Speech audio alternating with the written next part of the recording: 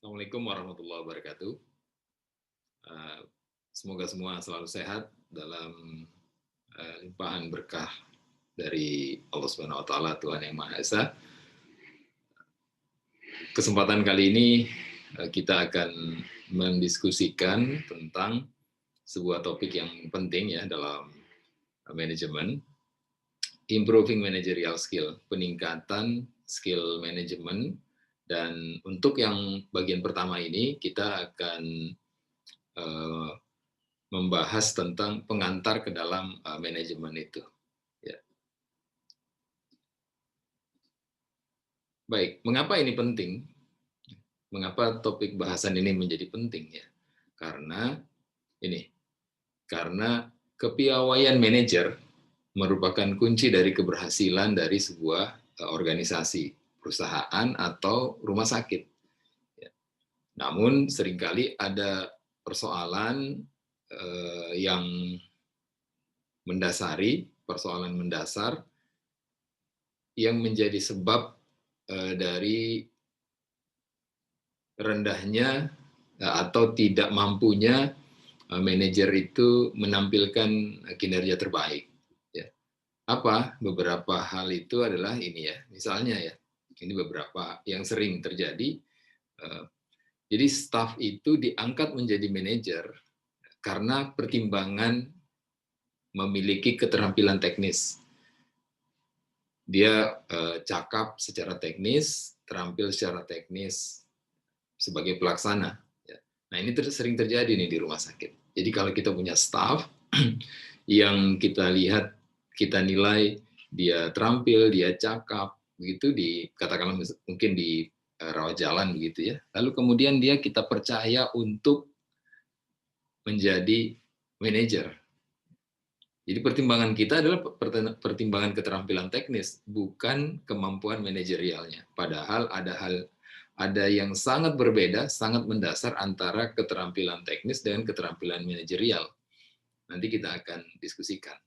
Ini yang pertama yang sering terjadi kesalahan, lalu kemudian berakibat kurang baiknya kinerja dari manajer tersebut atau manajemen yang ditugaskan begitu ya. Yang kedua, staf dianggap menjadi manajer karena pertimbangan kesetiaan dan kejujuran dalam dia mengabdi. Setia dan jujur, karena itu kemudian dia diangkat jadi manajer.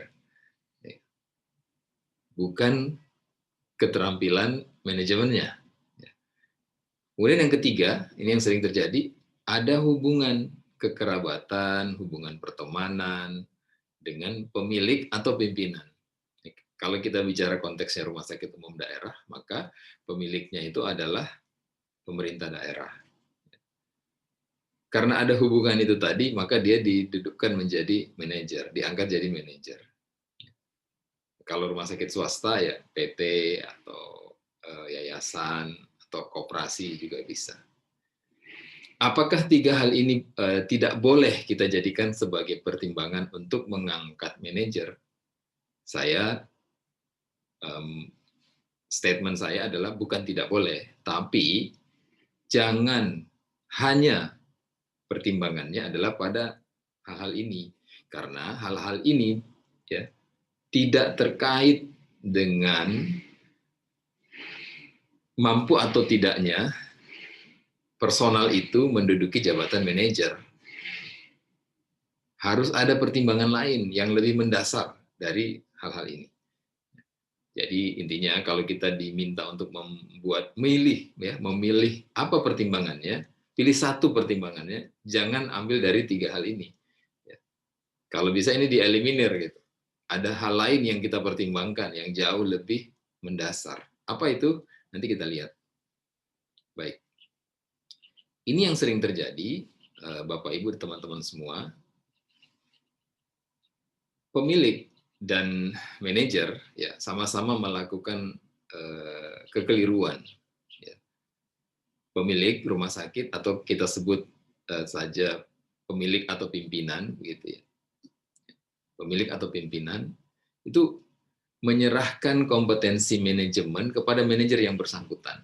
Jadi orang langsung didudukkan tanpa dididik, atau tidak dididik lalu didudukkan. Dia langsung didudukkan lalu dia diminta untuk silahkan Anda bikin sendiri kompetensi apa yang Anda butuhkan di situ. Gitu. Nah itu akan fatal akibatnya. Kemudian ya, yang kedua, tidak memberikan pelatihan yang cukup bagi pengembangan kompetensi manajer. Yang pertama, udah dia diserahin aja, dia yang memutuskan. Maka tentu saja tidak akan ada panduan pelatihan apa yang dibutuhkan oleh dia. Karena dia kemudian mendefinisikan sendiri. Nah, begitu. Kemudian yang ketiga, ini tidak menyediakan anggaran yang cukup. Jenis pelatihannya nggak jelas, tentu saja anggarannya tidak jelas juga. Kan? Atau kalaupun jelas, kadang-kadang, seringkali, tidak cukup. Dianggapnya Anda kan sudah bisa, nggak perlu banyak-banyak lagi pelatihan gitu. Pengembangan dan pelatihan itu juga dua hal yang berbeda ya. Di dalam aspek pengembangan itu ada pelatihan. Ini tiga hal yang sering menjadi kekeliruan di pemilik ataupun pimpinan rumah sakit. Lalu kemudian di manajernya. Nah, ini di manajernya apa yang sering terjadi? Dia tidak siap untuk jadi manajer. Dia tidak mempersiapkan dirinya. Ya karena tidak ada indikator yang jelas apa indikatornya untuk menjadi manajer. Kemudian dia tidak paham fungsinya, tidak paham perannya, tugasnya nggak paham, tanggung jawabnya juga nggak paham. Tidak ada panduan yang jelas tentang itu. Kemudian yang ketiga, dia mengandalkan keterampilan teknis daripada kemampuan manajerial.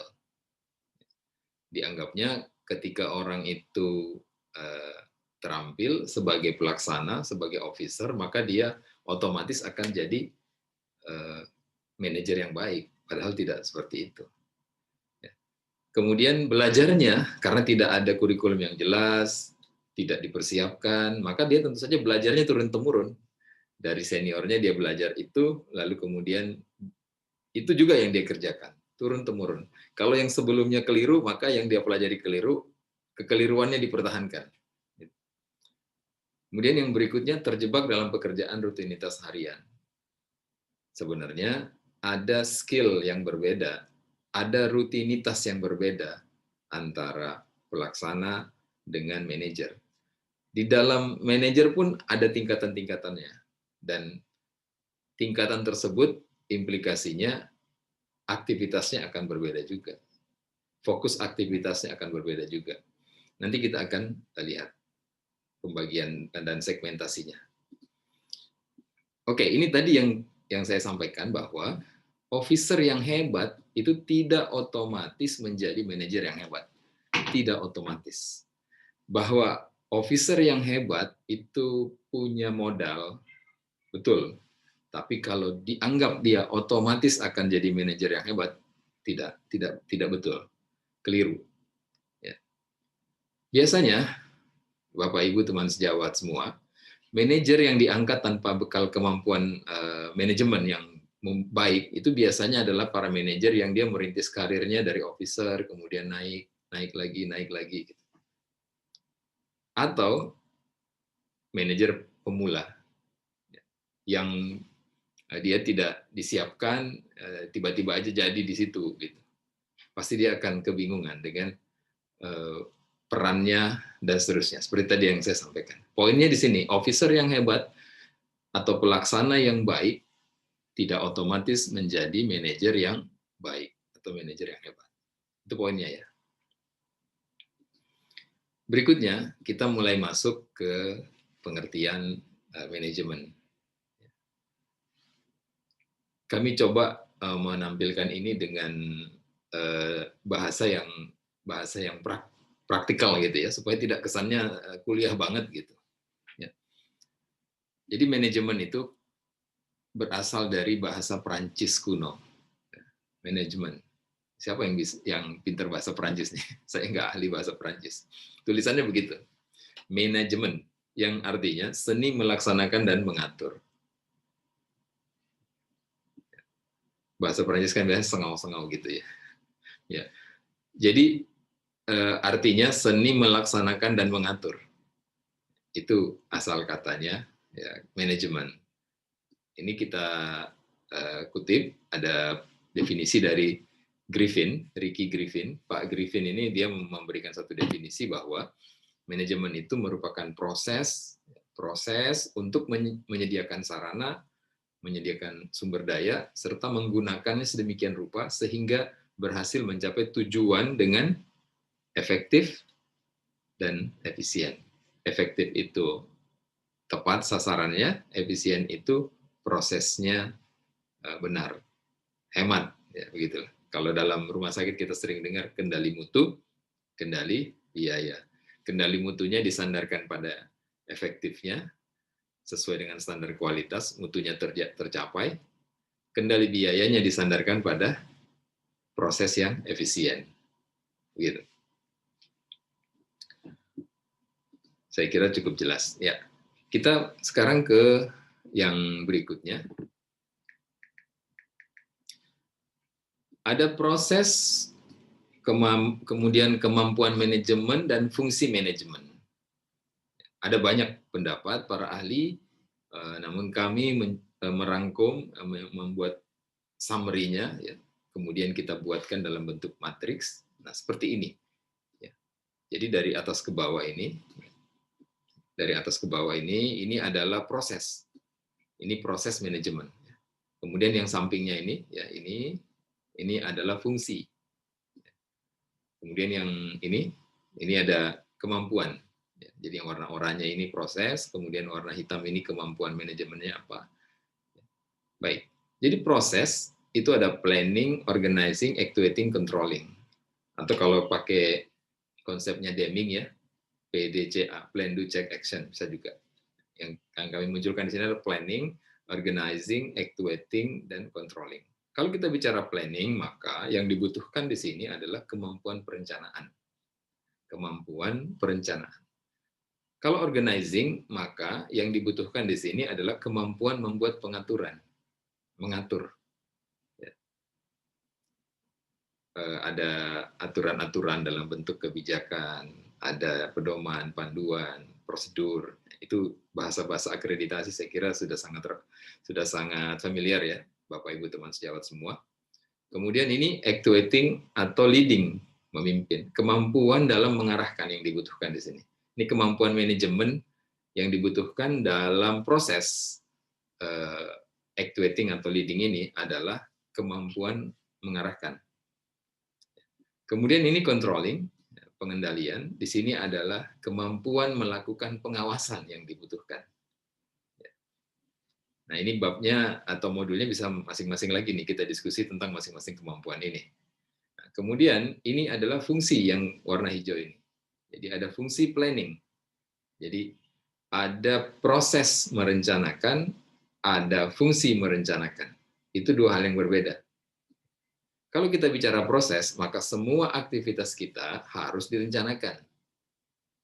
Kalau kita bicara fungsi, maka bagaimana dalam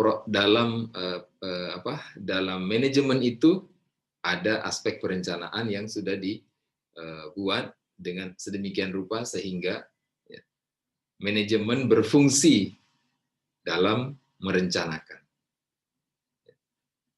Nah, ini matriksnya kita bisa isi nih masing-masing nih di sini.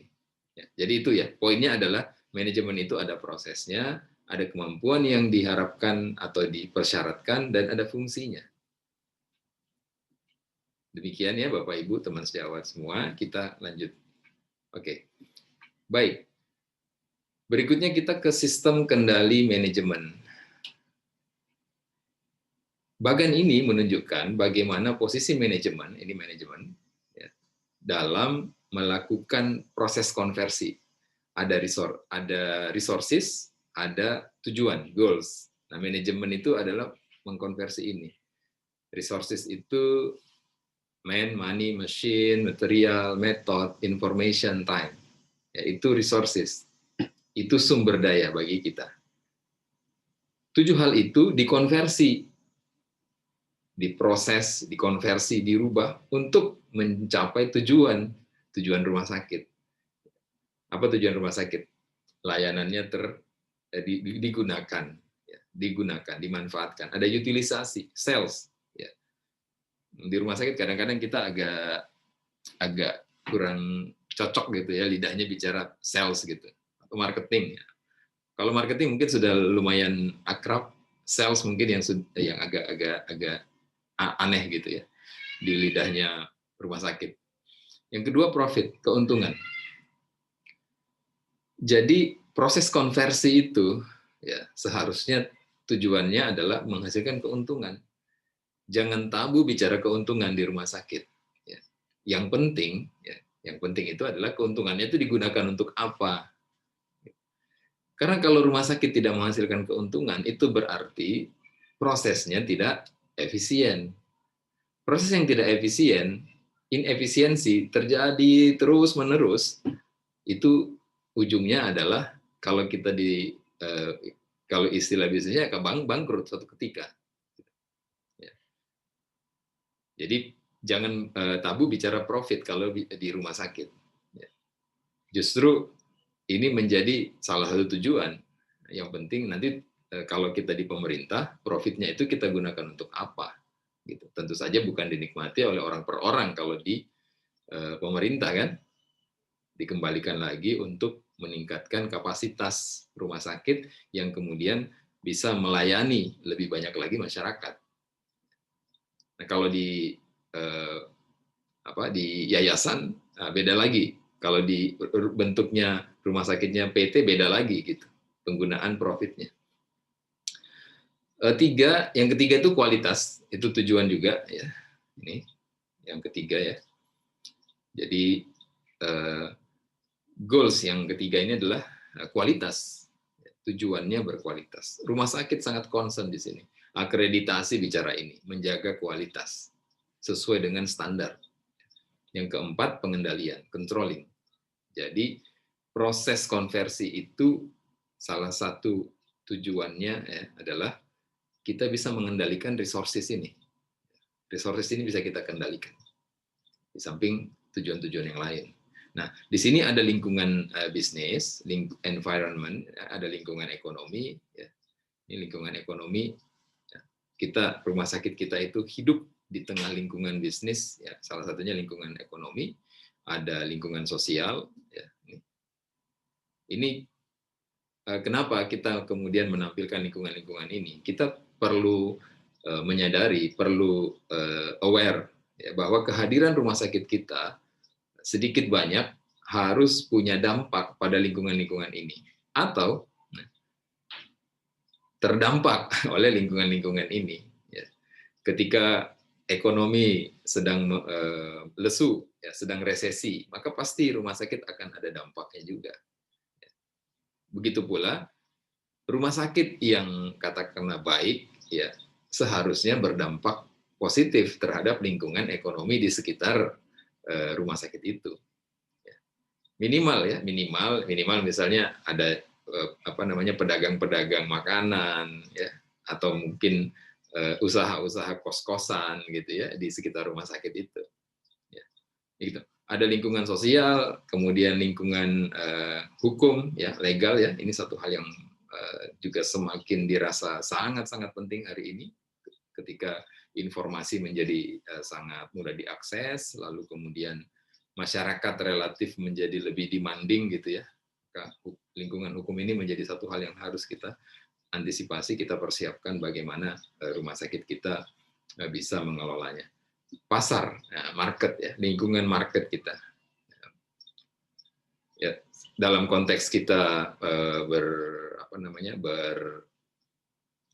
berkompetisi, maka kemampuan kita mengenali lingkungan pasar itu menjadi sangat signifikan terhadap baik atau tidaknya perjalanan dari rumah sakit kita. Oke, berikutnya ini ada beberapa tugas dasar dari manajer rumah sakit. Namun Bapak Ibu, teman-teman sejawat semua, sudah hampir 20 menit kita taat protokol kesehatan, katanya WHO, kalau online begini 15-20 menit ya istirahat. Istirahatnya melihat yang hijau-hijau, mengistirahatkan pandangan, melihat ke yang lain. Mungkin kalau ada yang mau ke toilet bisa ke toilet, atau mungkin ada yang mau bikin kopi ya supaya tidak ngantuk. Boleh, nanti kita akan lanjutkan. Silakan kita break ya 3 sampai 5 menit ya. Oke.